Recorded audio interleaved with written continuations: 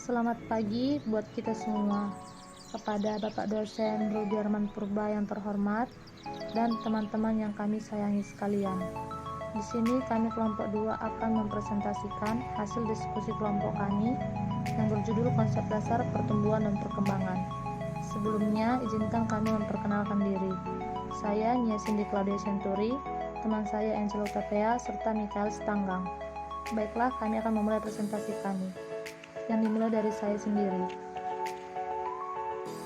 Presentasi ini berjudul Konsep Dasar Pertumbuhan dan Perkembangan.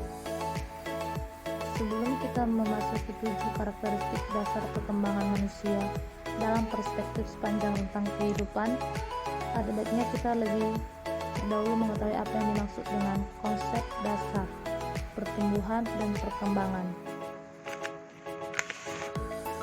Konsep dasar ialah susunan dalam pembentukan pengetahuan ilmiah. Konsep dasar sangat diperlukan untuk membuat inovasi baru dalam berbagai bidang kehidupan. Setiap ilmu memiliki konsep dasar tersendiri yang membuat ilmu pengetahuan itu berbeda dari yang lain. Yang kedua, pertumbuhan. Pertumbuhan adalah proses bertambahnya ukuran, volume, dan massa yang bersifat tak dapat diubah. Pertumbuhan biasanya berhubungan dengan keadaan fisik, seperti bertumbuh menjadi besar. Yang ketiga, perkembangan ialah suatu proses menuju kedewasaan. Perkembangan yang terjadi pada makhluk hidup akan muncul secara alamiah. Ada 7 karakteristik dasar perkembangan manusia dalam perspektif sepanjang rentang kehidupan. Pertama, perkembangan adalah seumur hidup. Yang kedua, perkembangan bersifat multidimensional. Yang ketiga, perkembangan adalah multidireksional. Yang keempat, perkembangan bersifat lentur atau plastis. Yang kelima, perkembangan selalu melekat dengan sejarah. Yang keenam, perkembangan bersifat multidisiplin. Yang ketujuh, perkembangan bersifat kontekstual. Hakikat manusia sebagai makhluk individu dan makhluk sosial. Makhluk individu artinya manusia tidak dapat dibagi, keberadaannya sebagai makhluk tunggal.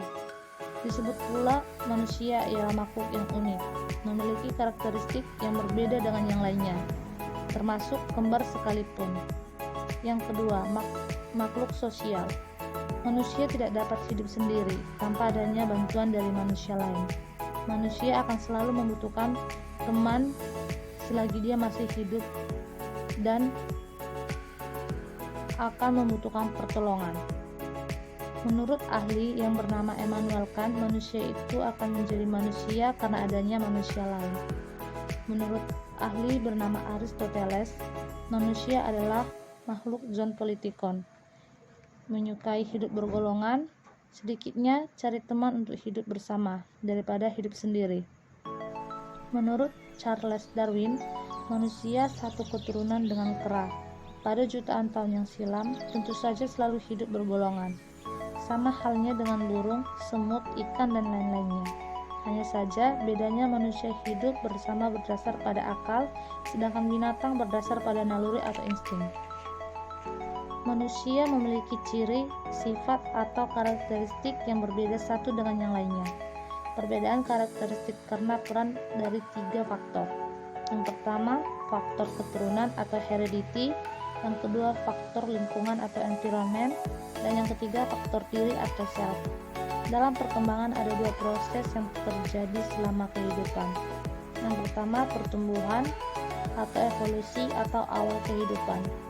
Yang kedua, kemunduran atau involusi atau akhir kehidupan. Dalam perkembangan ada 2 proses yang terjadi selama kehidupan. Yang pertama, pertumbuhan atau evolusi atau awal kehidupan. Yang kedua, kemunduran, involusi atau akhir kehidupan. Manusia sebagai peserta didik harus ditempatkan sebagai pribadi yang utuh, yaitu sebagai kesatuan makhluk individu dan sosial, kesatuan jasmani dan rohani, dan sebagai makhluk Tuhan dengan menempatkan hidupnya sebagai persiapan kehidupan di akhirat.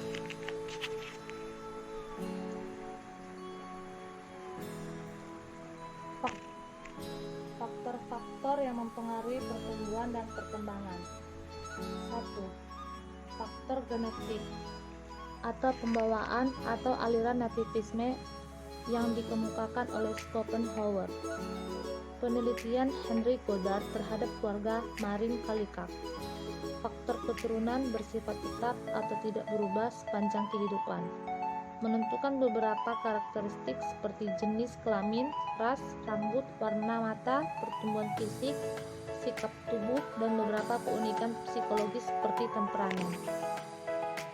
Seperti faktor-faktor eksternal atau lingkungan yang menurut aliran empirisme yang dipelopori oleh John Locke yang dikenal dengan teori tabula rasa, atau juga bisa disebut meja yang di atasnya dilapisi oleh lilin.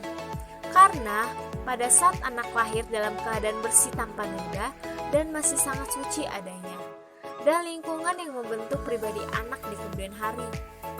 Pandangan aliran ini juga bisa dibilang seperti perkembangan manusia sangat ditentukan oleh sebuah faktor lingkungan tersebut, dan terutama di pendidikan, yang berarti lingkungan dapat didaya-gunakan dan dikuasai oleh manusia. Maka aliran ini memiliki ciri-ciri optimisme dalam sebuah perkembangan pribadi anak tersebut. Contohnya bisa kita ambil dari keluarga, yaitu tentang pendidikan, nilai, kepercayaan, adat istiadat, serta interaksi dan komunikasi. Pendidikan yang fungsinya diberikan untuk anak seusia dini yang diajarkan oleh bapak, ibu, serta anggota keluarga yang ada di lingkungan rumah. Dan sering juga yang berkomunikasi atau berinteraksi langsung dengan si anak. Karena selain untuk mendukung kemampuan anak dalam pengembangan pengetahuannya, yang dimana orang tua mampu mengenalkan hal-hal yang sederhana seperti mengetahui apa itu nilai agama, aturan-aturan saat makan dengan doa, lalu mengenalkan dan mengajarkan anak yang harus berbahasa dengan baik, sopan terhadap yang lebih dewasa dengannya, dan juga menghargai sebaya atau seumuran dengan anak. Karena itu sangat penting diajarkan dan dikenalkan oleh orang tua, keluarga, atau bahkan lingkungan yang di rumah si anak. Kemudian didefinisi oleh pertumbuhan dan perkembangan. Dimulai dari pertumbuhan, ialah kuantitatif, perubahan fisik, ukuran, pola bervariasi, tinggi badan, berat badan, ukuran tulang, dan gigi. Nah, sedangkan perkembangan ialah bersifat kualitatif atau tidak dapat diukur, lalu sistematis dan berkesinambungan. Jadi, kesimpulannya dari pertumbuhan adalah yang dapat diukur, sedangkan perkembangan itu tidak dapat diukur jika kita amati secara bersama-sama gejalanya, yaitu perubahan-perubahan tersebut, yang dengan istilahnya perubahan dan perkembangan yang dapat dicakup menjadi satu, yaitu kematangan, seperti crow and crow. Pertumbuhan yang berproses untuk bertambahnya suatu ukuran, volume, dan massa yang bersifat tak dapat diubah.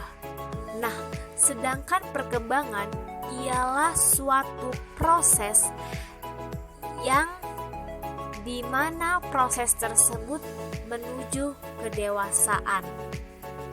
Berdasarkan pendapat para ahli di atas dan tanpa terlalu hanyut dengan diskusi istilah, maka dapat ditarik kesimpulan 1. Baik pertumbuhan dan perkembangan semuanya bekerja dalam suatu proses perubahan yang berkenaan dengan aspek-aspek fisik dan psikis individu. 2. Pertumbuhan lebih condong pemakaiannya bagi perubahan fisik individu, sedangkan perkembangan lebih condong berkenaan dengan perubahan psikis yang tidak pernah lepas dari pengaruh lingkungan. 3.